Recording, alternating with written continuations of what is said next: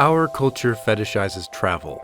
We are always on the move, always planning getaways.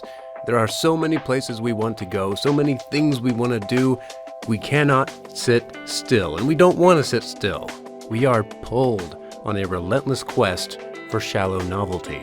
The idea of staying in one place your entire life, of never leaving the town where you were born, is actually kind of horrifying to a lot of people. But it wasn't so long ago that this is how life was for most people. It used to be that people rarely traveled far from where they lived. Traveling was difficult and dangerous. It was reserved for very few people, for the merchant, the pioneer, or the pilgrim. Most people spent their days and years within a few square miles, working within walking distance of where they slept, seeing the same people every day. They knew everybody that they saw on the street, and they were known by everybody in the town because they all stayed put. Nowadays, however, things are different. Not only has the Industrial Revolution given us lives that are much more private, allowing us to avoid the people in our own communities, but the age of mobility has also given rise to the chronic traveler, the person who is always on the move, spanning the globe, always chronicling their experiences on social media.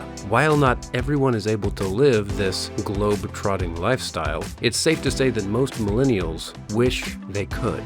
It's experiences that millennials value more than almost anything else. That's one of the things that sets us apart from other generations. We would rather have experiences than money or possessions or careers or a legacy. Hence the rising popularity of van life. Actually living in a van, always on the road, always traveling, never sinking your roots into any one location and investing in it. We want the road trip, the faraway beach, the exotic jungle. We want the photogenic event. We chase after the most epic background for the perfect selfie.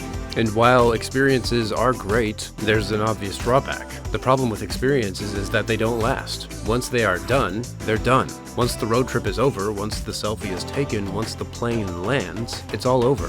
Experiences fade away, lost forever in once upon a time. At best, they become memories we occasionally look back on, a story we tell, pictures on social media, eventually to be completely forgotten, as all things will be.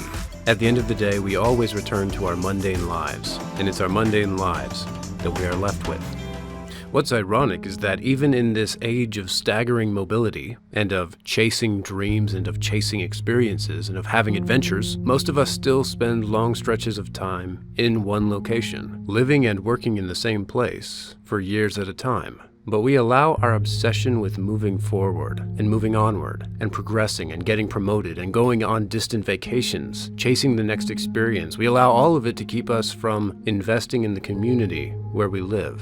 We focus on getting beyond where we are instead of going deeper into where we are. Instead of building relationships in our communities, we isolate ourselves in our homes, streaming entertainment on our screens, living privately, keeping the people we see every day at arm's length. We would rather go somewhere, go party, go to the club, go be a tourist, rather than visiting with the same old people. We want to surround ourselves with a new group of strangers every night instead of the same old crowd of people that we know, doing the same old thing. We never set down roots in the place we live and work. We don't know our neighbors' names, and so we live among strangers.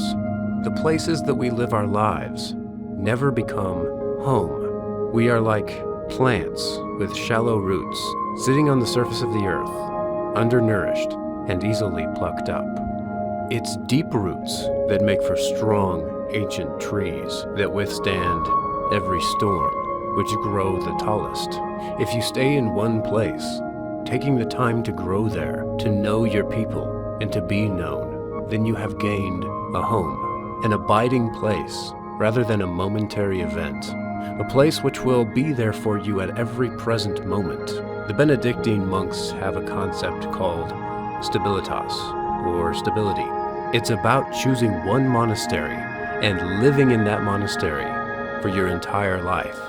It's about living with the same people day after day, slowing down, listening to people, being vulnerable, being ourselves with the people that we have to see again tomorrow. What if instead of chasing adventure, we slowed down, stopped, stayed still, and invested in a single place, What if we chose to live in a single place for the rest of our lives, realizing that the good life isn't out there somewhere in some other town or city.